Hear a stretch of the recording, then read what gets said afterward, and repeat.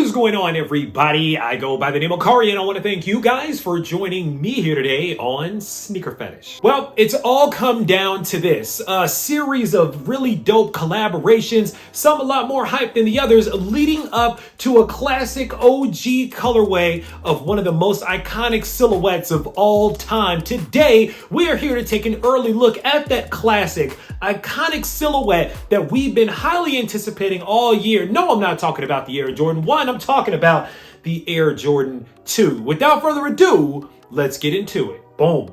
And there it is, ladies and gentlemen. This is the OG Chicago Air Jordan 2 for 2022.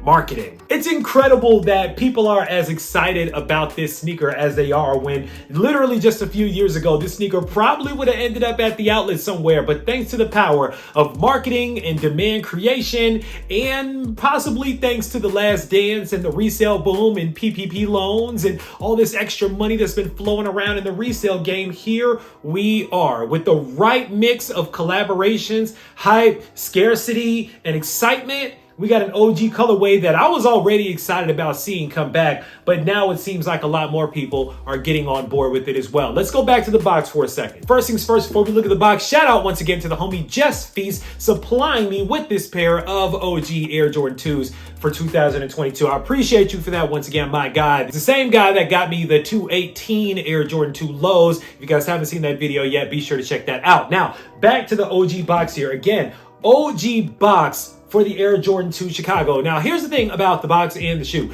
If you guys saw any of the content that surrounded this sneaker, I'm sure there will be some incredible content that comes out that pays homage to the OG colorway in the way that they did it. The team over at Nike and DNA, the Nike Department of the Archives, they did an incredible job kind of taking this sneaker in its original form, still in the archives, and transposing it into what you're seeing right here. So a lot of this sneaker pays homage directly to the OG shape, colors, packaging, all that directly back to the OG, and that starts right here. Now again, OG Air Jordan 2 box with the wings here, big ball and wings logo on the top, looking just like the OG. Nothing else really inside of the box. That's pretty much all that you're gonna get is that OG box. But again, I don't know if you guys are keeping the boxes. I'm keeping my boxes. So even if it's a plainer box, it's an OG box. So I'm gonna keep it. You guys might put them in your clear cases. Sound them down below. Let me know which one you guys are gonna do. Now included with the box, you do get this classic Air Jordan 2 booklet here. Now, the thing that's really dope about the booklet is that it actually pays homage once again to the OG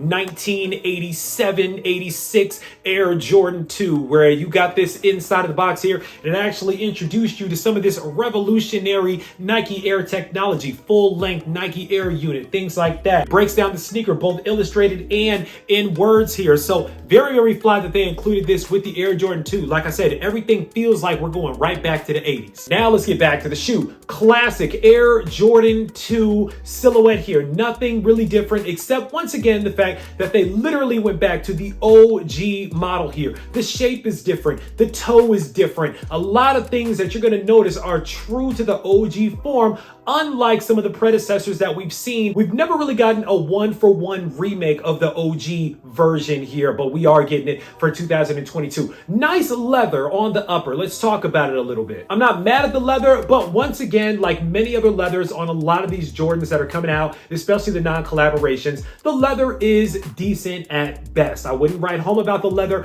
I will say that it seems like the leather that goes around the rand or the toe box of the shoe feels a little bit softer than the leather that's in the quarter panels and especially around the collar of the shoe. So it seems like some leathers are a little more treated, some leathers are a little less treated, but the overall quality of the leather, maybe 7 out of 10 at best. It's GR quality leather for a GR Air Jordan. We've seen this before. I don't want to hear about people getting upset about the quality of the leather. We tend to nitpick when it comes to certain sneakers and then overlook it when it comes to other ones. The leather's fine.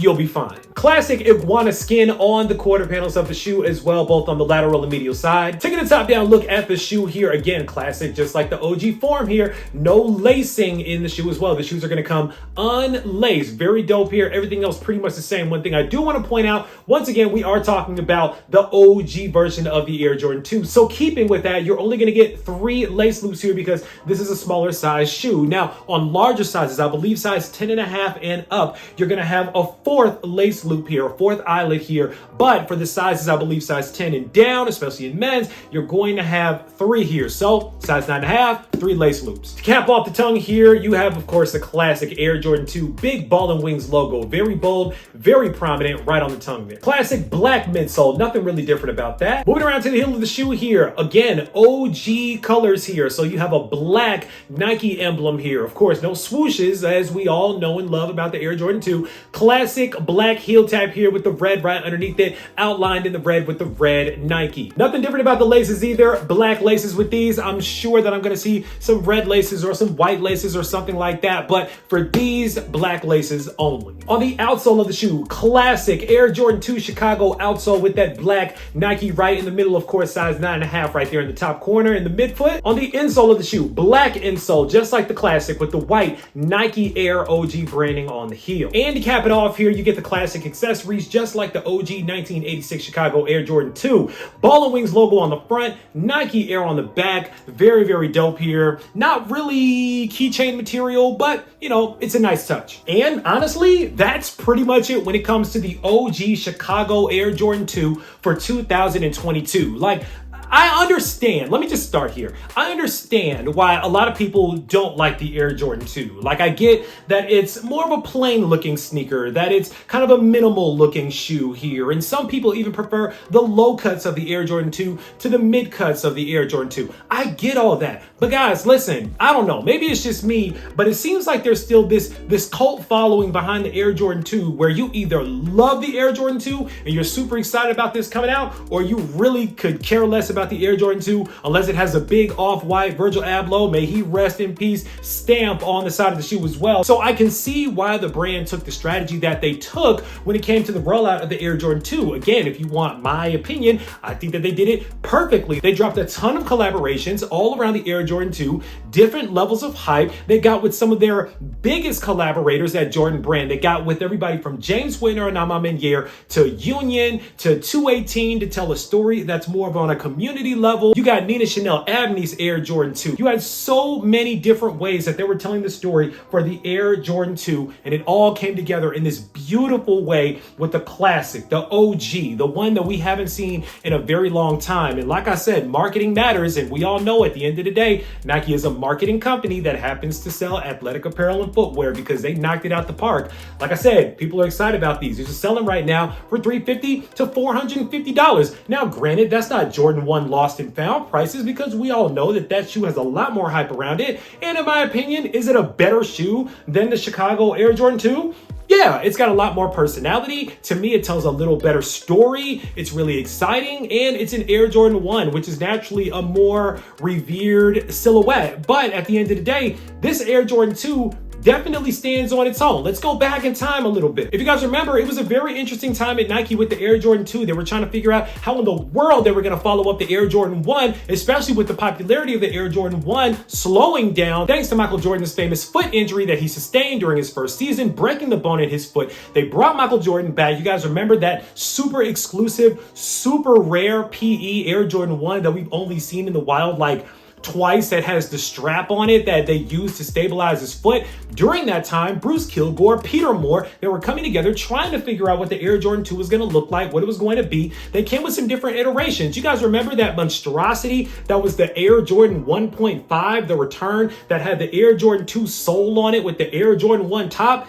Yikes. But what's crazy is that even after The Last Dance, I remember when that sneaker shot up in price, which was nuts to me because when that sneaker originally came out, it sat on the clearance shelves. Nobody wanted it. The shoe was ugly, but I digress. So the follow-up to the Air Jordan 1, because Michael Jordan is becoming kind of a bigger brand now, they've blown it out of the water with the Air Jordan 1. Michael Jordan is becoming a superstar. He's getting all these endorsement deals now. So now what do they want to do? They want to raise the bar. They want to make the sneaker more luxurious and comfortable for Michael Jordan coming back off of his injury. So to make it super comfortable, of course, I don't have the technical specs. That's what we have wear testers for. Shout out to Nightwing. But what I do know is that in the midsole of the shoe here, they made it super comfortable. They put a bunch of foam in there and they made the top luxurious. Italian leathers, things of that nature. Now the fake iguana skin, the only thing that I can equate to that is the fact that iguana, and especially iguana shoes back, especially in the 80s, kind of like lizard skin or like gator skin shoes, were worth a lot of money. So maybe the fake iguana skin was kind of an ode, especially with with this being an Italian shoe,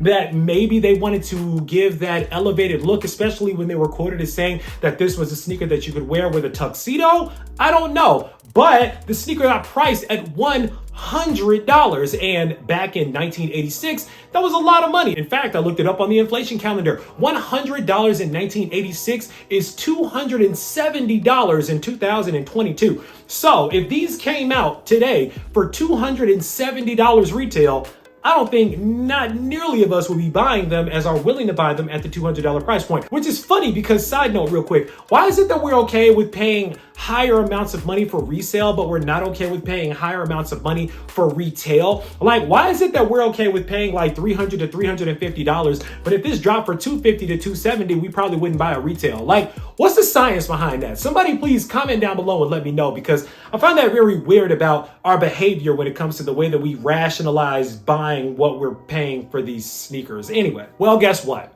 $100 for a sneaker in 1986 for a player that was just coming back off of a foot injury, that was wearing some weird Frankenstein of a shoe at the beginning, and then another weird Frankenstein after that, and then you saw a prototype of another Jordan shoe on the Chicago Bulls cheerleaders after that, and by the time he ended up wearing this sneaker, it was just really expensive, and I think kind of flew over people's heads. But make no mistake about it, Michael Jordan went to work in the Air Jordan 2, despite the fact that he hated the shoe. He still did a lot in this sneaker. If you guys remember, Michael Jordan won his first dunk contest, 1987, in the Air Jordan 2. Michael Jordan got his first leading scorer title in the NBA in the Air Jordan 2, averaging 37 points per game. Michael Jordan came back with a vengeance when he was out with his injury, coming back in the Air Jordan 2, and he did what he had to do to make this sneaker as marketable as he possibly could. But even with that, it seemed to kind of fall underneath the radar. Now, we've seen other iterations of the Air Jordan 2. We've seen low tops, we've seen different colorways. I remember around 2015, 2016-ish, something like that. I remember there were a ton of Air Jordan 2s that were coming out. Every last one of them was on the clearance rack. I remember that distinctly because I was thinking to myself, man, nobody likes 2s anymore. And then I remember we got the infamous Chicago Air Jordan 2 low of 2016, which is still one of my favorite iterations of the Air Jordan 2, especially in the Chicago colorway. But even with that, you can still find those for very little money if you look around on eBay and stuff like that. They just didn't really connect with people. And I totally understand, because in 1988, what did we end up getting? The Air Jordan 3, which made a lot of people forget about the Air Jordan 2, which is cool. But there's still that cult following of people that still love the Air Jordan 2. And then there's other people that are in it for the hype and like the collaborations and are like, ooh, Chicago colorway, that's cool, that I think are still gonna be excited about this one as well. But I don't know, guys, like, this is really a sneaker that I was just as excited about seeing in person and in hand as I am the Air Jordan 1 Lost and Found, which I'm sorry you guys still haven't gotten a video on those yet. I'm waiting on those prices to come down just a little bit more, but they are coming down, so keep on crashing them. I like what I'm seeing. I like the Air Jordan 2 because it took risks. It took chances. It did things that nobody had ever seen before, similar to what we saw with the Air Jordan 1, similar to what we saw in Air Jordan and in Michael Jordan as a whole, as a brand and as a player. He was different. He was rebellious. He was charismatic, and he played with a higher level, with a more sophisticated, smarter level of basketball than we had been used to seeing. And I'm pretty sure that that's what they were trying to articulate in the Air Jordan 2. Unfortunately, it seems that it just fell a little bit flat. But what did remain was the fact that this sneaker took chances. And that was something, that rebellious nature was something that Nike was already establishing itself on, and I think kind of doubled down on when it came to future iterations and future models of the Air Jordans that, of course, the great Tinker Hatfield came in and started working on as well. So even though a lot of people may not like the Jordan 2, we always have to respect the Air Jordan 2 for its contributions to the sneaker industry. Now, thank goodness Michael Jordan didn't run away from the brand after the 2 came out. Thank you, Tinker, for the Air Jordan 3. But at the same time, in my opinion, the Air Jordan 2 still remains on the Mount Rushmore of Air Jordans. But that's just one man's opinion. Now it's time for you guys to sound off down below. Let me know what you guys think of the Air Jordan 2 Chicago for 2022, due to drop December 30th, 2022. Are you guys looking to get yourself a pair of these, or for whatever reason, are you going to pass on these? Maybe just pick up a pair of Lost and Founds and hope that maybe you see these underneath the tree for Christmas or something like that. Sound off down below. Let me know. Of course, right down in the comments, make sure that you click on that subscribe button so we can welcome you into the Sneaker Fetish family, to make sure you don't miss out on any more heat that comes through like these, because I guarantee you I got a lot more heat on the way. As always, I want to thank you guys for joining me here today on Sneaker Fetish, taking a look at these with me, unboxing them with me for a couple of minutes. I go by the name of Kari. This is the OG Chicago Air Jordan 2, slated to drop December 30th, 2022. And until next time, I'm out.